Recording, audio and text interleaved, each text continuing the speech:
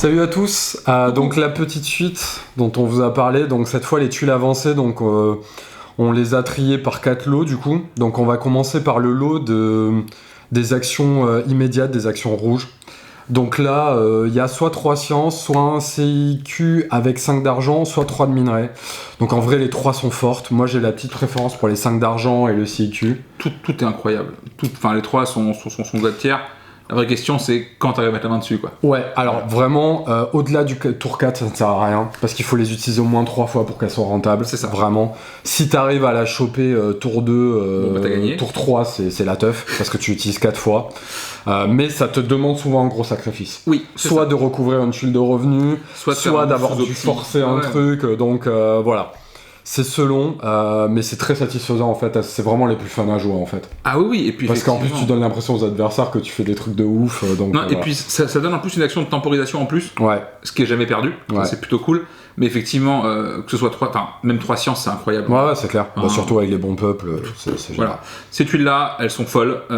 Et moi, si jamais elle est sur une piste qui m'intéresse, je vais essayer de la choper tour 3. Ouais. Voilà, ouais, c'est vraiment clair. l'objectif. C'est clair. Genre la dernière fois, j'avais les minerais sur les Tchala, sur les revenus.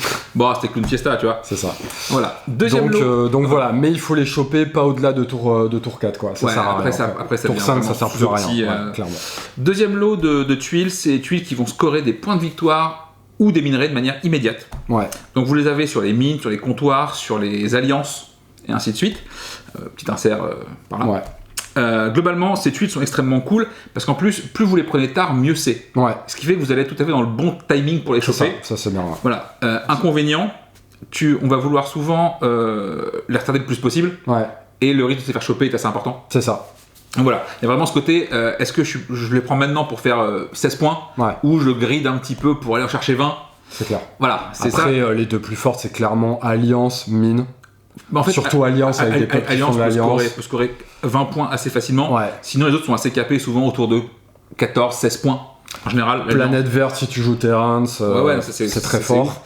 Voilà. Voilà. Et par contre, moi je joue assez peu celle qui finit les minerais. minerais, c'est la moins forte. Parce clairement. qu'en vrai. T'en as plus besoin en fin de partie. Voilà, t'en as pas besoin Ça quand tu vas peut rien. chercher. Et surtout, t'as pas envie de cramer une alliance pour ça. Ouais, c'est clair. Donc Et ça, puis c'est vraiment, c'est overkill en fin de partie. Quoi. C'est ça. Clairement. Tu te retrouves avec 12 minerais, t'es content, hein, Ouais, mais tu sais pas quoi en faire. C'est clair. Donc voilà. Donc ça, voilà, l'étude de scoring vraiment très cool. C'est souvent d'ailleurs un truc à focus si on veut dépasser 150 points. Ouais. Ça passe par une de ces tuiles là. Ah oui, c'est clair. Parce qu'elles font entre 10 et 25 points. Elles sont rentables à 20 points. Hein 20 points, ça se fait. La mine, elle fait 16 points. L'Alliance. En plus, elles font pas que ça parce que du coup, tu montes en plus sur une piste techno. Ouais. Du coup, elles font potentiellement leur scoring plus 4. C'est clair. Donc voilà, c'est complètement cool. Allez-y, mangez-en, c'est bien. Ouais. Ensuite, les tuiles à flèche verte. Donc pour moi, la seule rentable, c'est celle des sciences. Alors, à flèche verte, ça veut dire que dès que vous faites l'action, vous gagnez des points de victoire. Ouais. Pour moi, il y a que les sciences qui vaut le coup. Ça dépend. Les autres, je trouve ça injouable. Je vais peut-être pouvoir jouer les comptoirs si jamais je joue les Firax. Ouais. Parce que le fait de downgrade un labo en comptoir compte comme une pause de labo, enfin de comptoir. C'est vrai. Du coup, ça déclenche le scoring. Très circonstanciel, du coup. Voilà. Mais effectivement, en plus, vu qu'elles sont en haut des pistes, fatalement, vous les récupérez assez tard. Ouais. Ce qui fait que, genre, pour les mines, vous en avez déjà posé souvent 6, 7. Ouais. Et du coup, il en reste plus tant que ça à poser. Alors que la techno, ça peut être fort, notamment avec Itar Nevla, typiquement. Ça peut être très fort parce qu'en fin de partie, tu peux faire des montées de techno assez conséquentes. Tu peux gratter 10-12 points avec. Même plus, hein. Oui, voilà. Et moi, je joue beaucoup techno en plus. Donc, aussi, si en plus, t'as des races qui le jouent encore mieux, t'as tendance à attendre un peu, tu vois. Tu prends ta petite tuile tour 4-5. Et là, moi, je fais 20 points en vrai. Avec, voilà. Et du coup, dernier lot, les tuiles de scoring quand on passe. Qui sont pour moi peut-être parmi les plus fortes en termes de scoring. Mais qui sont les plus durs à jouer. Voilà, parce que du coup, il vous les faut tôt. Ouais. Alors pas trop tard en tout cas. Pas trop tard. En fait, le scoring, c'est soit 3 points par alliance quand on passe, 3 points par labo quand on passe, et 1 point par planète colonisée quand on passe, globalement. Celle de planète colonisée avec les Géoden est un scandale absolu. Ouais, elle est géniale. C'est d'ailleurs quasiment une raison valable pour jouer le peuple si elle est présente. Ouais, clairement. Parce que ça, plus le scoring, faut partie dessus. Mais déjà, si t'as l'un des deux, ça vaut le coup. Ouais. Parce que clairement, tu vas générer 5-6 points par tour. Ouais. Déjà, donc. Voilà, et t'as envie de la choper tôt. C'est un peu le problème, un peu le truc compliqué. Avec les saints, le truc qui fait 3 points par alliance quand tu passes, c'est incroyable. Ouais.